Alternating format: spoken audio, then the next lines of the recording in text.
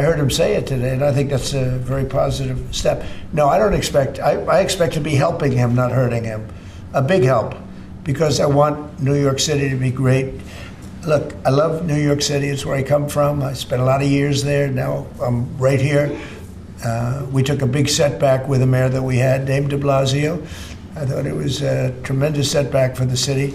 I think this mayor can do some things that are going to be really great. Mr. President, Mr. President, How about you? Thank you. Thank you, Mr. President. You're a billionaire. You have a different address nowadays than you used to, but you used to call New York City home. Would you feel comfortable living in New York City under a Mamdani administration? Yeah, I would. I really would. Especially after the meeting. Absolutely. What makes you comfortable? We agree on a lot more than I would have thought.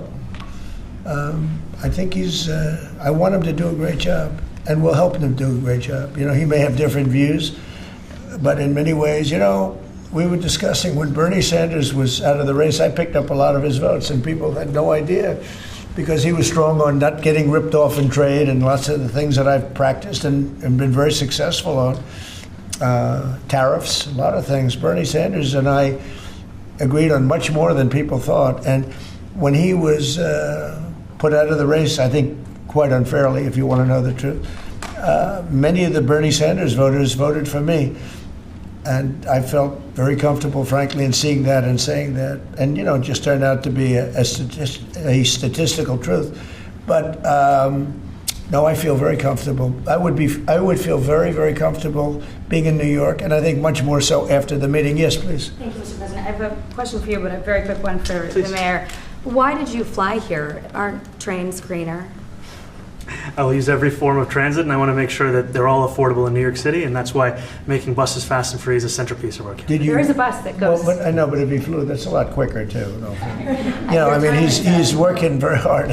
For him to be, that's a very long drive. I'll stick up for you. You know, the plane takes you 30 minutes and driving takes you a long. We had a meeting today that actually surprised me. He wants to see no crime. He wants to see housing being built. He wants to see rents coming down, all things that I agree with.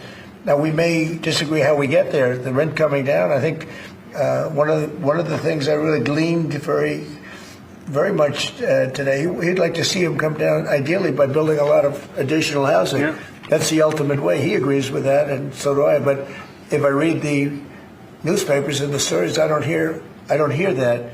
But I heard him say it today, and I think that's a very positive step. No, I don't expect. I expect to be helping him, not hurting him. A big help, because I want New York City to be great.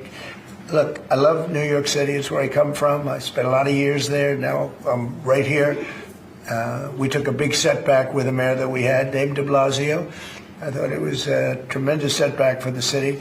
I think this mayor can do some things that are going to be really great. There will be topics that we disagree on. I think we'll probably come to a conclusion, and ultimately he'll convince me, or I'll convince him. You know, it's for the good of New York. Ultimately, it's for the good of New York. I don't care about affiliations or parties or anything else. I want to see if this city could be unbelievable, if he could be a spectacular success, I'd be very happy. Subscribe to One India and never miss an update. Download the One India app now.